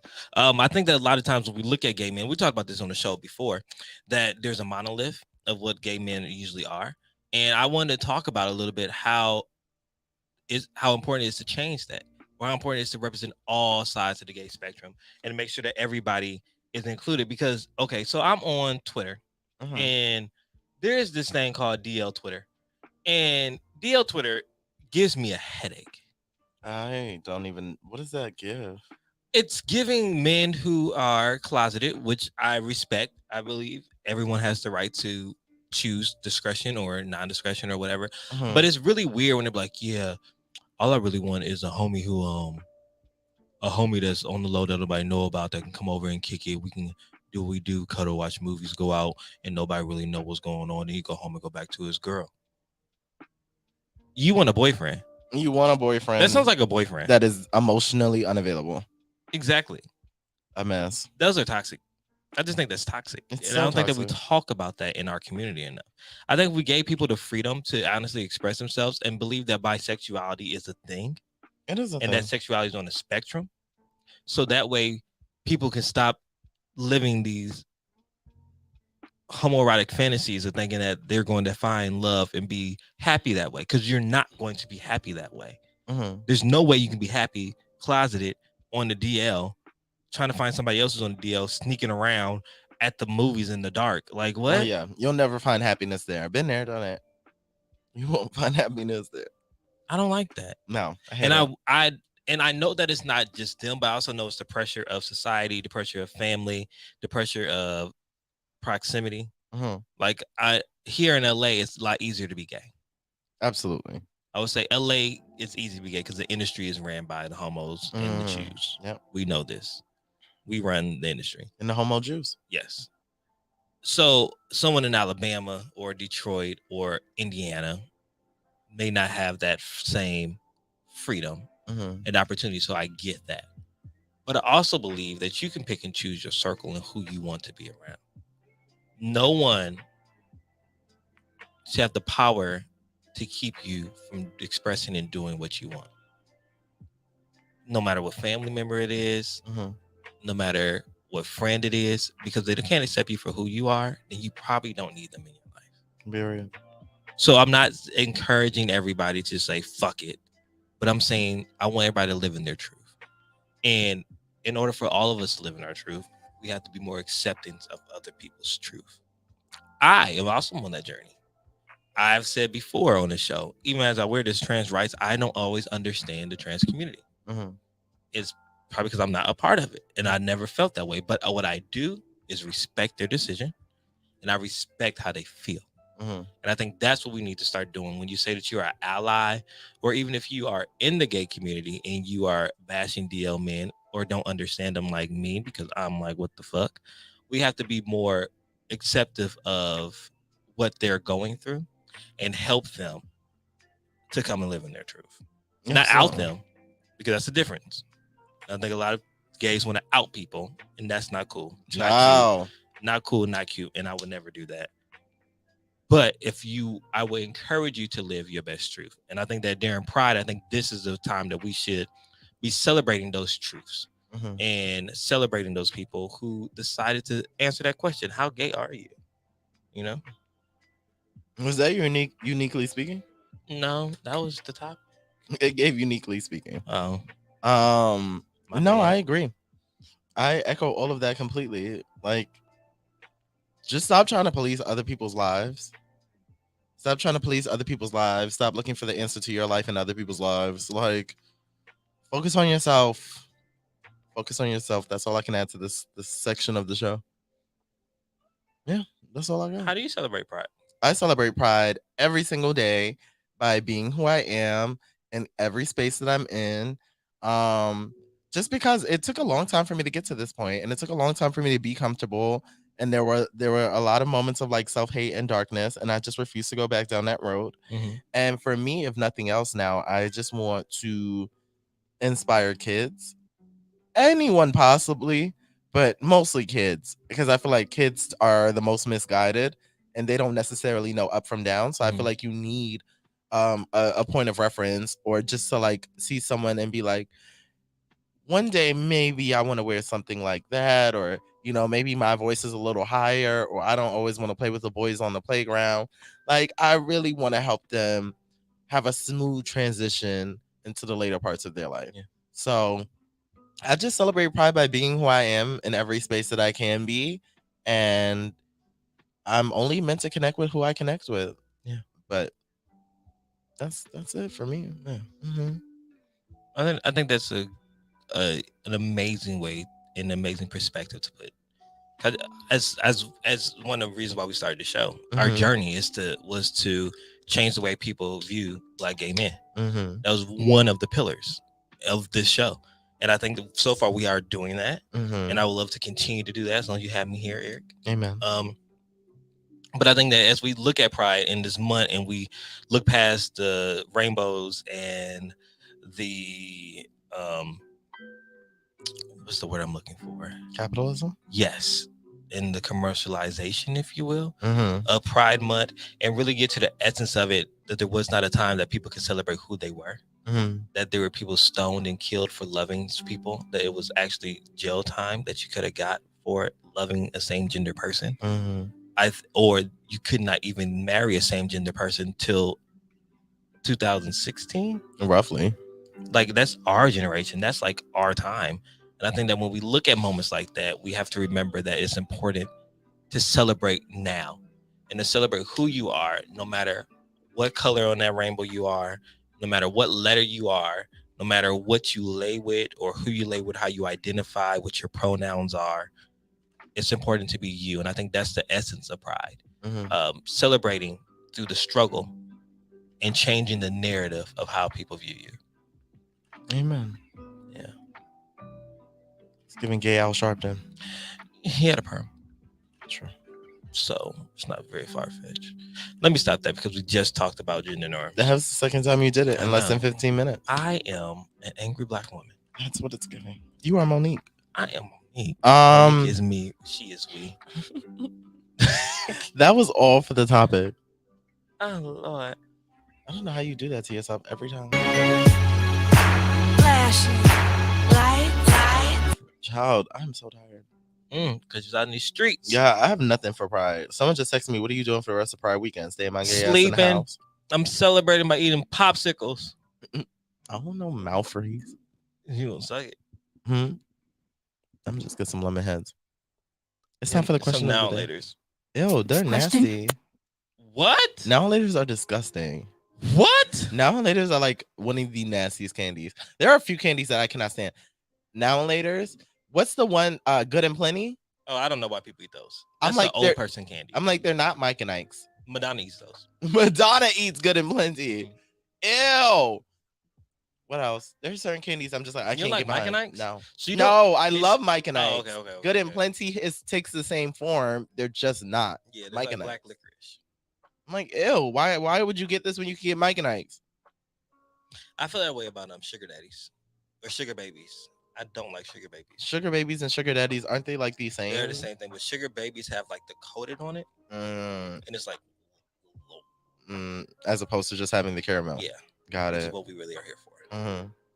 I don't really like stuff like that. Oh, and I also don't like an Almond Joy. You eat Mounds? No, neither one. I've never been able to eat Almond Joy, obviously, but like Mounds either. I'm like, I don't want chocolate covered coconut. I hate coconut. Yo. Unless it's like pina colada, I don't see it. I don't even like pina colada. I don't like coconut. Only coconut comes close to me is coconut oil, and I put that on my body to stay smooth. You don't like coconut ices? No, I'm not a big fan. I don't like anything coconut. It's not that great. It smells good. I like the smell. but like in things, like in hair products and oils. I like the smell of coconut oil, Yeah. but like I smell like coconut oil right now. yeah, but Nicely greased. Mhm. I feel sorry for whoever sits in this chair after me. because you are just oily. Yep. Not you rubbing between your crotch. It's pride. Rock to the dot, ow! Take it down. Do. Boom. Ow.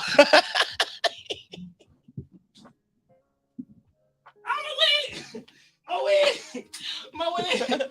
These pride vote breaks are killing me. They are taking me out the game. Okay. Today's question of the day, we're going to end up going into commercial break. Probably. But today's question of the day is...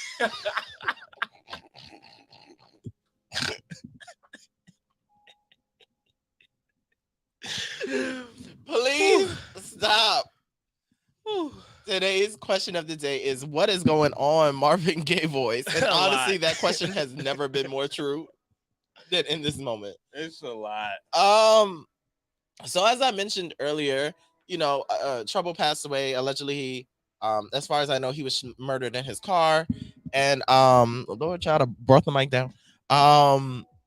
And that was one situation. All these mass killings, the situation with Monique and D.L. Hughley. I just don't know. I don't know. I feel like everything is chaos right now. It is a lot of chaos. And I do, before we go to commercial break, I do want to send our love and our prayers to all those affected by the mass shootings and killings that happened in these last 2 weeks since we've been gone.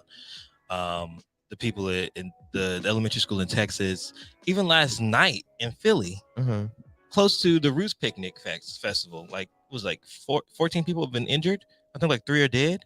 Did I hear about this one? I don't know. I don't think I heard about this. Literally just one. happened last night. I seen it on the way over here. Oh, if it happened last night, I haven't heard about it yet. Our thoughts and prayers are going out to them. And I know we have about 30 seconds of this. So I do want to give a real big shout out to the state of New York, who just recently passed a bill saying that you cannot purchase an automatic weapon until you're 21. And that they're also going to do an extensive background checks on those people. The only thing that I wish they will have, like, you have to have a 48-hour wait period before you can buy a gun. I wish that would happen. I just don't know if that's enough. I just don't think that's enough. I don't think it's enough. I have my own idea about gun control laws, and we can get into that when we get back after this break.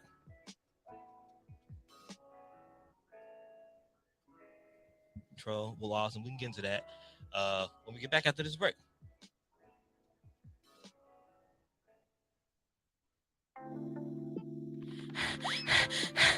Hey, Jackie, what's wrong? I'm over here running around trying to tell everybody about the Podcast Pit. What's the Podcast Pit? I'm glad you asked. The Podcast Pit is an event where you will find some of your favorite podcasts performing in front of a live audience. Will there be food and drinks there? Of course there will be. It's at Joxer Dailies in Culver City. They have a full bar and a full menu. Hey, I may need to tell people about this as well. Yes, come with me. Let's tell them. The Podcast Pit is coming. The Podcast Pit is coming.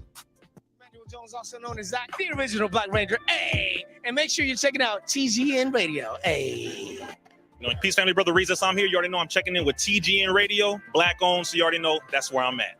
Tap in. Sundays just got sweeter. The Hub Radio presents First Sundays Open Mic, hosted by Hub City Dre, DJ Gamma Ray, and the First Sundays Band. They're inviting all singers, rappers, comedians, and poets to show up and show out. Signups begin at 6 p.m. Sundays Open Mic will take place every first Sunday of the month. It's just $10 before 8 p.m. and $20 after, so arrive early. The address is 1135 East Compton Boulevard. That's 1135 East Compton Boulevard in Compton, California. For more information, follow them on IG at First Sundays Open Mic. Hey there, business owners. Don't miss our limited time offer. Advertise on the Good News Radio as low as $2 per commercial slot. That's right. Promote your business up to 4 times a day, every day for a month on live radio. If you're interested, email us at contact@tgnradio.net. Once again, that's contact@tgnradio.net. Hey, Shariq LeMay. Hey, what up, Jay Pinkay? You already know what it is. You pulling up with me on Thursdays? Oh, you already know Thursdays is lit. What we doing? We live on Limelight Live on TGN Talk. You already know 7 p.m. Pacific Standard Time, 10 p.m. Eastern for our East Coast folks. And hey, Kelvin, why don't you join us sometimes? Oh, gee, if you think I'm ready. All right, Kelvin. What a clown. We'll see you then. Do you want to punch people in the face and not get fired for it? Tune in Monday night for Monday Night Compton Mania, only on the TGN Network. Wilsey. Only on TGN Sports. Are you trying to buy a home, car, or make other investments and being discriminated against because of your credit score? At credit909.com, our professionals can help you remove judgments, student loans, child support, medical bills, and other erroneous and negative items on your credit report. Call 800-752-9763 today for a free credit analysis and consultation, or text credit to 909-688-5461. Yo, what's up? This is Rix. Yo, this is Rennie. What up? Dover in the building. What's good, family? This is Jesse, and this. We are back. You are listening to the Get Right Radio Show, and we are currently in the question of the day, which is, what is going on? Marvin Gaye voice. And before commercial break, we were talking about New York newest policy about not being able to purchase an automatic weapon under the age of 21. And I was telling Kelvin, I don't think that's enough, because at this point, it's like, what is the screening process to make sure that a person is mentally stable to tote a weapon? And also, rather than just creating new policies to prevent or delay the process of younger generations getting guns, what are we doing about the people that are currently of age that are mishandling weapons? Like, I just feel like all of these policies, all of these little press junkets, they're all like just hush tokens, but I don't think anything significant is being done. I don't think that like, we're still not trying to reformat the police system. We're still not trying to figure out like what's happening that kids are able to finesse guns into schools. Like, we're not doing like mental health check-ins with kids to make sure they don't get to the point where they want to kill their class. Like, I don't feel like the things that need to happen are happening, but I think laws just keep being put in place. But to be honest, you stopping someone from getting a gun under the age of 21, it's like, okay, I get it, but like, what if the next killer's 22? Then what preventative measure did we put in place to stop this? What are we doing? And I don't think we're doing enough. I think it's really interesting that we put in the Second Amendment, which is a federal law, that says that everyone has the right to bear arms, but then we leave it up to the states to choose which arms are available. I think that there should be the amendments are called amendments because they are meant to be amended. When the Second Amendment was created, they had muskets. It took about 1 to 2 minutes to refill. You get about 3 shots out of it. They did not ever imagine a semi-automatic weapon that can fire 30 bullets in 15 seconds. Their minds cannot imagine that. So when we look at law and how law has changed and how law should be added to what's going on now, how can we say that the Second Amendment right still stands today? It needs to be amended. Why do people need assault weapons? Why does the average citizen need an assault weapon? Who are you assaulting? People. Because you don't live by no forest. You're not out hunting. You go to Whole Foods. You're at the Rouse. You're not out there hunting and living off the land. There's no reason why we need assault weapons. They should be banned. That's the AR-15 should be banned. I believe in the Second Amendment, right? I believe we all should have the right to bear arms, but no one needs an assault weapon. Get your little, what's it called? I don't even know what they call it. What's it, a 45, a 9? One of those little guns. Get those. And I understand that people's like, well, Kelvin, if they take it off, they still can get on the black market. Okay. People also get crack off the black market, but I ain't never seen. Wow. I only see regular people doing crackheads. It's heavy. No high school is gonna be able to get that off the black market. It's gonna be tracked. Take them. They should not be allowed to be bought. Yeah. And I do agree with you saying like the 21, what's the purpose? But I think it will help with these school shootings. Yeah. Because like a lot of these high school shootings, they're by minors who can easily get access to it. If they can't get access to it anymore, then that hopefully can reduce it. But I also think there needs to be an extensive mental health evaluation that goes into getting these guns, and there should be a 48-hour wait period. The dude who bought the gun to go to the hospital and shoot at people, bought the gun at 2:00, went in at 5:00 to start killing the people. If there was a 48-hour wait period, the idea behind it is that maybe there's some time to cool off, to think about the consequences, to think about your family, think about the people it may affect. Because I think a lot of people black out and act in retaliation. Give it some time. Let me think about it. Let y'all think about if I actually deserve to have this weapon, and then get back to it. I just think there just needs to be a little bit more stricter laws, and that's all I ask for. I'm not saying demolish the Second Amendment. I'm saying amend the Second Amendment. Honestly, just get in there and edit the whole Constitution. Child. Because it's not. It's long overdue. It's not timely. It's just dated. It's just dated, and I know why that the conversation keeps happening, but nothing is happening, because ultimately, for it to be amended would be for it to properly service all communities, and that's not this country's agenda. The country's agenda is to keep the higher ups, and that's just what it is. So that's why I don't want to be defeatist. It's just kind of like I hear conversations about like amending things and all that, and I'm just like, I don't know how we begin to make that shift, because the people in charge of doing it don't give a fuck about actually trying to make life easier for all people. Yeah. So it's kind of like, well, where do we go from there? Because why would you? That's like the rich people not wanting to pay taxes. Why? So I can lose my money? Yeah. So I don't know, but very interesting world. Very interesting world. So I say, love on your people.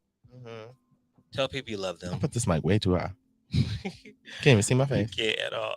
Tell people you love them. Love on them. Make sure that people around you know that they are supported, because you never know.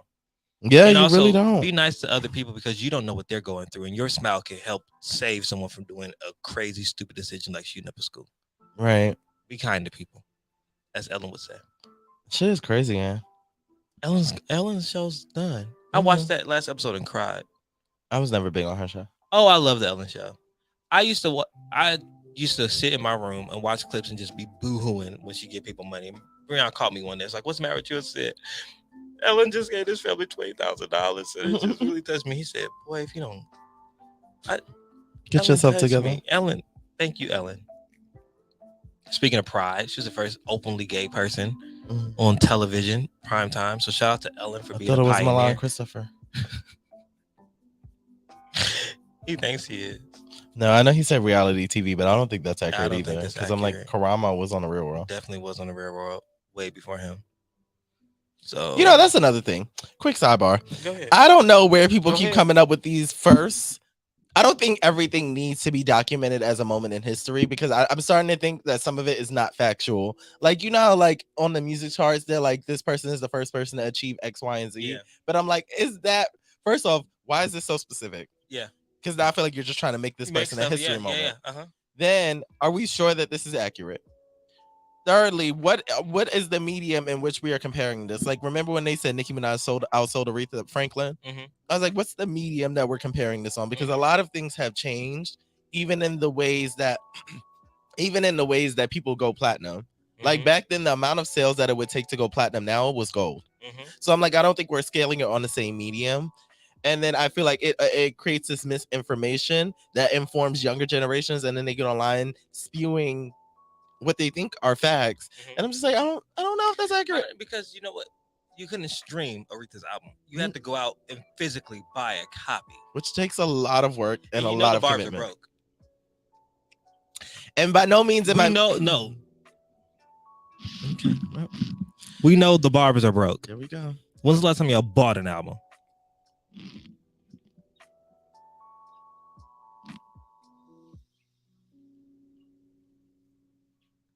By no means am I making this a thing about Nicki Minaj, but I see it with everybody. I see it like I've seen it with Cardi B, I've seen it with Nicki Minaj, I've seen it with like some of the Lotto had broke a record for something, like the first Atlanta rapper to like do something thing. But I was just like, some of these stats sound wild, and I'm sure it's happening on the pop side of things and on the R&B side of things as well. I'm just like, what is? Summer Walker had the biggest streaming something since, was it Beyonce? That actually might be true. I actually could see that. I could see that. And rightfully so, Summer deserved. But like, I just that was my question. I just feel like certain things don't need to be made history moments, not the Summer Walker thing, but like some of the minor things. I'm like, I feel like y'all are just adding in words to give your faves history making stats, but in different facets of life. It's not just music. Like, I think it's across different mediums. So that's another thing. But yeah, just it's a wild world, man. It's a wild world. That was all for the question of the day. While Kevin changes the room color. Question. May as well cut the light off and then did it. I didn't know that we had that power to cut the lights off. You didn't know that the remote was there? To change the colors. You have the power to make the colors change. The reds, the greens, the blues, the purples, and the beige. Oh, there's so much happening right now. We're not in retrograde though. I know this for a fact. Okay. So now it is time for If I Told You That. Whitney, you're so lucky you're gone. Shout out to Whitney Houston. I was watching. I know this is very random. Not really. We just played If I Told You That. I know, but I'm obsessed with Whitney. I follow like all the classic Whitney Houston pages. Mm-hmm. Whitney's sophomore album, Whitney, turned 30 this year. Did it come out in 90? Thanks. Well, maybe 35. Because 92, The Bodyguard came out. Because I'm like, Brandy and them is about to turn 30 and all they stuff. So I'm like, Whitney? Ugh, feel old. That was toward Brandy as me feeling old. Because old. you know, Brandy's fan page, Brandy's fans, don't play that. I know, I love Brandy. I did too. You saw they treated Jack Harlow? I love Brandy. By the way, they got on her ass for that diss track. But go back to your point about Whitney. I was watching some of her clips from her singing live. That woman, vocally, unmatched. Spectacular. Whitney in her prime, it makes no sense. And it makes me so mad at these current R&B girls. Like, what are they doing? They don't grow up in church no more. I was watching a video on YouTube. Why the new girls can't sing? That was the reason. They don't grow up in church. They don't. They church literally is a mic in your voice, and you have to project to the back of the room if you're in a shitty ass church. Can you say shitty ass church? If you're in a church that does not have a quality sound system, you have to project to the back of the room. And the girls don't know how to project. They don't know how to push. They don't know how to carry. I was listening to music the other day, and somebody Mint Condition, Pretty Brown Eyes. The band drives that song. The punch of that song, and then Stokely's vocals, and he punches that song all the way into the end, and they let the band play, and then you come back and you continue to punch and drive a song. They don't punch and drive songs no more. We get 2 minutes and 30 seconds of and then it's done. Drive the song, punch that song. People were saying that about Lotto and Lakia's new song. That they were like, damn, I forgot. Like songs used to be 4 minutes and 5 minutes. I'm like, yeah, songs actually used to be 6, 7, and 8 minutes. Yeah. But now I think the accepted ideology is that people's attention span won't allow for a 5 and 6 minute song. I'm like, if a song is really good, or if the beat is really good, because after a while they just let the beat go. Yeah. We would listen to it, but you know, it is what it is. It's These radio are the play. times. Radio start speeding up songs so they can fit more songs in the hour so they can get more commercial breaks in. And radio really killed music. Wow, that's deep. Yeah, radio has killed music. It's like they got money hungry, so they sped up songs, and people's like, well, I don't want my song sped up because that's not the way it's done, so I'm just make the song shorter so we can play the whole 2 minutes and 30 seconds. Yes, because I used to blow my when they would cut my favorite part off. I'd be like, I know you motherfucking lying. Yeah. There were so many songs that to the artists out there, to all the new artists out there, let the beat breathe. When my EP comes out, I'm gonna let that beat breathe. I'm gonna push the song. Period. I'm sorry. That was good. So today's If I Told You That is, if you can make a song suddenly play on someone's phone without them being able to stop it, what song would you choose? Legs and hips and body. No. I was actually going to say that at your child's baptism, Doodle Brown is gonna play.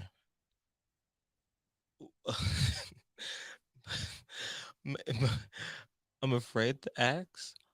Why Doodle Brown? Because everyone knows what time it is when Doodle Brown comes on. And you will be judged so harshly because this is your child's baptism. And all you hear is, don't stop, pop that pussy, let me see you Doodle Brown. I want to rock.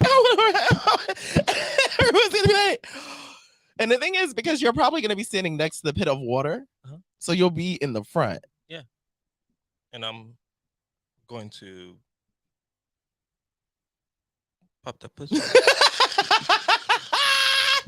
Pop the pussy on the pulpit. Popping pussy on a pulpit. Popping pussy on a pulpit. Wow, that's a tongue twister. Popping pussy on the pulpit. We love alliteration. Never thought you'd get this lit. Holy water that's baptized. That you never seen thick thighs. What? No. I think that's the next summer pop. It is. Get to the studio. Pussy popping on a pulpit. You better do it before Santana. Okay, that was sounding channel Santana's You better voice. beat him That to was the Santana's punch. voice. You better beat him to the punch. So yeah, I would probably choose Never Gonna Give You Up, Never Gonna Let You Down. Give a scenario to make it like up the ante. I'm going to play that in the courtroom of a judge who is overseeing a case. What's the case? I don't know. You gotta make it high stakes.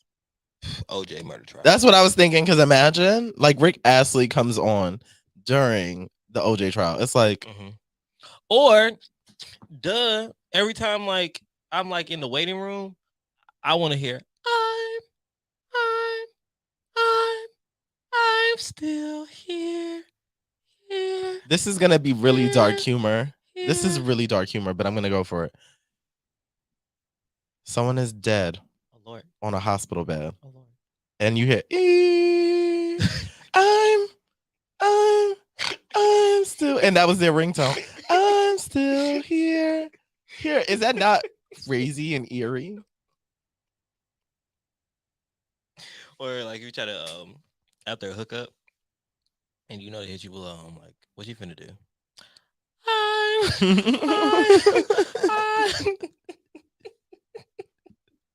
Go next to not leaving.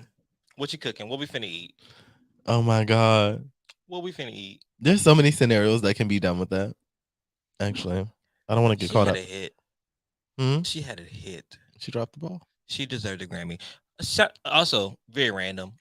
Fuck the Grammys, because in the BET Awards. No, stop. You're supposed to be hosting for them. I'm supposed to be hosting them. And when I hosted them, I want them to play this clip. Okay. Why is Lil Nas X not nominated for anything? Santana either.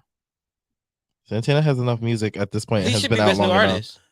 But Jack Harlow is. I saw that post on social media and I was very upset. I'm very upset. I'm very upset. Lil Nas X #1 album. 2 #1 records. No BET Award? What is that about? What is that about? Like, really? And I don't want to take too much time because we have Uniquely Speaking. But we like, can take over Uniquely Speaking with this. I gave a lot of words today. it was a great show. What is that about? Like, the fact that Lil Nas X is not... Santana, okay, I guess maybe not, because we can argue that maybe he hasn't done enough. Yeah, and I'm really giving y'all like room here. Maybe he hasn't done enough to get recognized at the BET Awards yet, even though Walk would probably be substantial Walk enough. should have got Song of the Summer. It should have. It really should have for its impact, but I don't know the logistics of it where it was like really, I don't know. But as far as Lil Nas X that we know is tied to a major label and has the credentials and been Grammy nominated multiple times in multiple categories, and he's not nominated, but Jack Harlow is. And that's not to say Jack Harlow is not talented. I don't think he's not talented. It's just, why are we so willing to embrace someone outside the culture before embracing somebody in the culture just because they're in a subgroup that we do not like to accept? Or why have him perform to give you your biggest ratings that you've had in a very long time, and one of the most controversial and talked he about did perform performance that you there. had on your show in a very long time. And in return, when he releases his album, goes #1, breaks records for that album, you ignore him and blindside him. The same thing they did with Jason Derulo. Jason Derulo was never nominated for a BET award. Because he's not black enough. If we are looking at black excellence and not just music, because black music is not just R&B hip hop, we have to understand that black people created, because this also June is Black Music Appreciation Month. And if we're going to appreciate black music, we'd have to realize that American music is black music. Black people created jazz, blues, rock and roll, and country music. And we are the forefront of pop music. And if you overlook people like Jason Derulo, you overlook people like Lil Nas X, you overlook people like Nora Jones, and you overlook I forgot about her. like all these people who are honestly making an impact in black music that is in music that happen to be black, but don't fall in the hip hop and R&B category. I think we're doing ourselves a disservice. We are not the Soul Train Awards. We're the BET Awards. If you want to be black excellence, you're black excellence. You're making black people look amazing. Then put them on there. If you want to make a new category, best black pop artist or best pop, and only nominate black people, I'm okay for that. But don't overlook black excellence and then choose to pick and cherry when we want to have the white artists in, just like when Sam Smith won that award for best R&B at the BET Awards. Oh yeah, Sam Smith has a BET award. And I'm still trying to figure out my stance on this, because I go up for Tina Marie, and I feel like Tina Marie should have probably has received many BET awards. I don't know. Were the BET awards happening when Tina Marie was out? BET awards came out 2001. Okay, she ain't getting none. But if she would have been getting them shits back then, y'all wouldn't have told me nothing. I would have been like, hell yeah, she got that shit. Depends on who she's in the category with, but it's Tina fucking Marie. Don't play with me. Does she have a Soul Train Award? Does Tina Marie have a Soul Train Award? Maybe. I don't know. I'm not saying that only black artists should win black music awards for R&B stuff, because there are a lot. I love White ISO. I love Alan Stone. I love Robin Thicke. I love Sidney Hernette. I love JoJo. But what I'm saying, and why wasn't JoJo nominated? Let's get on that. But that's a whole nother thing. I'm saying if we're gonna celebrate and say that this is culture's biggest night, and we are eliminating part of the culture that is continuing to push the envelope and move things forward, then you're not culture's bigger night. You're not culture's biggest night. You're not. You are, and I love BET, and I'm going to work for BET one day. Same. And I don't want them to continue this narrative of why. Yeah. Because Jack Harlow, First Class is not a good song. It's not. The sample's great. The sample's great, and I think that's what we all fell for. But like Jack Harlow is not impressive to me. I don't think he's not talented. I just don't think he's anything to cling on to. But it's just this for me, this willingness to celebrate white people before you celebrate gay black people on a black platform really does not sit well with me. It really does not sit well with me.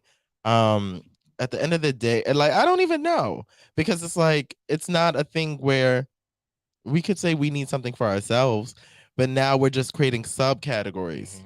And it's like it shouldn't be that. Like the same way the biggest designers, the biggest black designers, the biggest conceptualizers for music video projects and all this stuff are black and gay. Why can't they be the mainstream artists? I don't understand what kind of message BET is trying to push forward. I don't. It's just tired. It's just really tiring when you feel like you're having to be combative with your own community as a whole. And when I say community as a whole, I mean the black community. Like y'all really keep trying to put us off into this subgroup. Like we don't deal with the same shit. It's exhausting. I'm unimpressed. But yeah, I think BET. I don't know what's going on over there. I don't know what the nomination process was. I don't know if they don't see Lil Nas X as a hip hop artist. I don't know if they didn't understand where to put him at. If he was going to be R&B, if he's going to be rap. I don't know what the confusion was, because I really doubt that this is like the Grammys we have to submit. They have so many award categories, though. I don't think that there's like an academy at the BET Awards. It's like, oh, you have to submit to get a BET award. I really feel like it's BET. They could have placed that man somewhere. In at least like Entertainer of the Year or something. They could have placed him somewhere. That's the problem. they could have placed him somewhere and they chose not to place him anywhere. They could have placed Santana somewhere and they chose not to place him. But you took Jack Harlow's white ass and placed him probably in what, best rap category? Let's see. BET Award nominations. BET. All my white friends one day gonna watch this podcast and be like, wow, do you not like white people? No, but I don't like when black people prioritize white people over their own. I hate that. I fucking hate that. It pisses me off because white people never prioritize black people over white people. Asians never prioritize black people or any other cultural group over their own. Yeah. Latinos do not do it either. I don't understand why black people are always so pressed to have white inclusion in black spaces. This is why when Amanda Seals said you can go fuck yourself with a chainsaw, I felt that. Because y'all call yourself the real and y'all don't want to talk about real issues and you don't want real opinions with real people. Everything is a fucking facade for money. This country is fucked. This country is fuck boots. So when I go back to saying what's going on, Marvin Gaye voice, this country is fuck boots. That is what is going on. And it's exhausting. It is exhausting. You fucking kidding me? Jack Harlow over Saucy Santana and Lil Nas X. So I have the full list of nominations, and it seems Jack Harlow is nominated for Best Hip Hop Artist against Drake, Future, J. Cole, Kanye West, Kendrick Lamar, and Lil Baby. I don't know how that happened. And Best New Artist, Baby King, Benny the Butcher, Lotto, Money Long, Tim's, and Young Blue.